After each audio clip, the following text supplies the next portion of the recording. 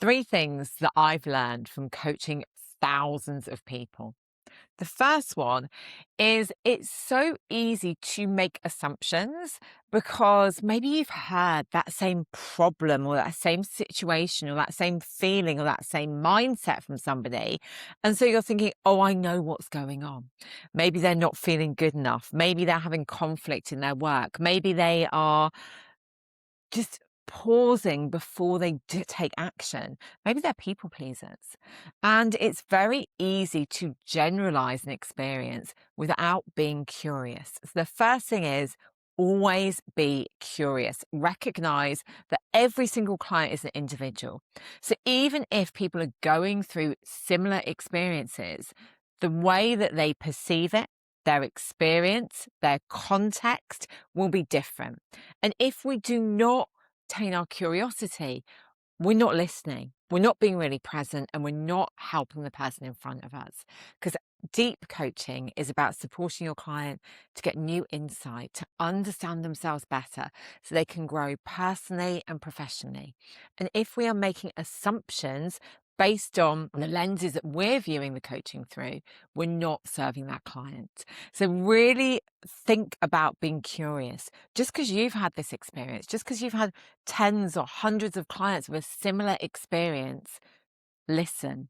You will be surprised. So it is about maintaining our curiosity, not judging our clients, not jumping to conclusions.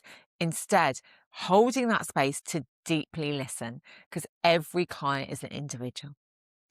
The second thing is that progress is going to look different.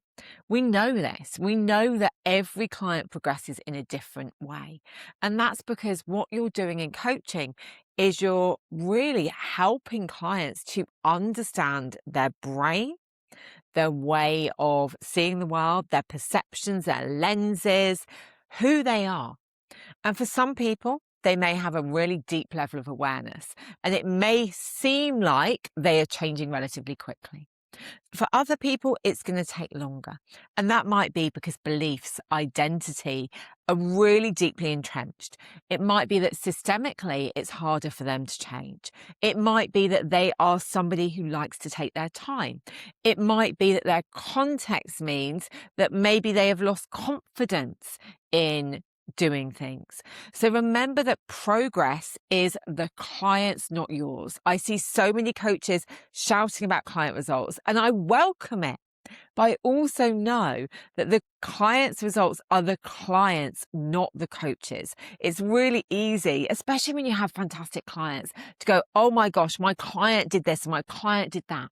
But remembering it is about them, their ownership, their results, their progress. So one of the things that I recommend everybody doing is really focusing on the experience for your client, recognizing that your role is to challenge, support. Your role is to help them get their outcome, an outcome that is important to them, an outcome that means something, an outcome that creates insight, an outcome that allows them to learn about themselves and then embed the learning. I see so many coaches who get frustrated that they perceive their clients need to be making faster progress, or they think that they're not doing a good enough job. But when you recognize that coaching is about helping clients build new neural pathways, and remember, our neural pathways are not only in our brain, they're in our gut, they're in our heart, building those new pathways, that it takes time. And it's very easy to say, oh, it takes 21 days to form a habit or 66 days based on research. But what we recognize actually when we've looked at newer research is contextually it can take a lot longer. Because when we're looking at doing something new in an environment that is reinforcing what we did before, it's going to be more challenging than when we're looking at something very simple. So change doesn't always look linear. Change will look different for all of our clients, and it's about their progress, not yours.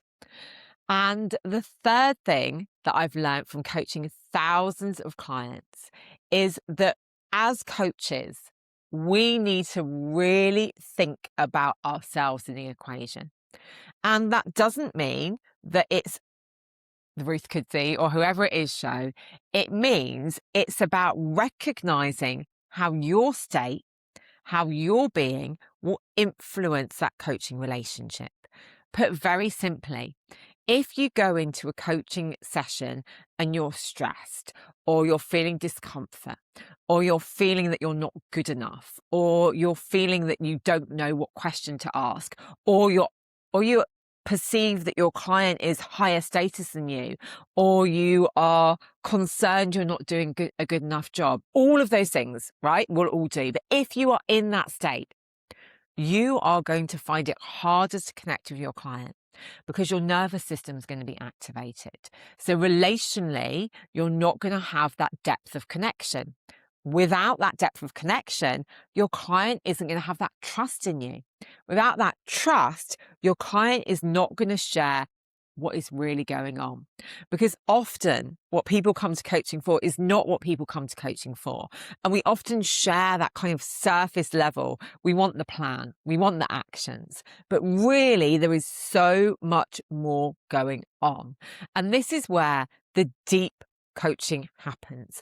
When you as a coach shows up as clean as possible, when you as a coach shows up really dumbing down that internal dialogue, being able to be fully present in your body, in your brain, in your nervous system, so you can hold that space for somebody else. Coaching is an inside job. It's about what you do outside session. Because if you are able to be really present with your client and hold what they are bringing without energetically, emotionally, unconsciously making it about you, your coaching sessions will be better. And what that will mean is your clients are going to share more. They're going to get more. They're going to be okay with being in that discomfort because they know that it's held. They know they're not judged. They know that it's safe. And our nervous system and our brains are always looking at signals of safety. So connection comes from safety. So our state really does run the show as coaches. So from coaching hundreds of people, remember to be curious. Remember that every client is an individual. Know that the client's progress is theirs. It is about supporting them to really recognize and embed their own learning. And you as a coach play a pivotal role, but it is about your state, how you manage and regulate yourself to allow your clients to have those deeper conversations and really get those insights they can go away and apply.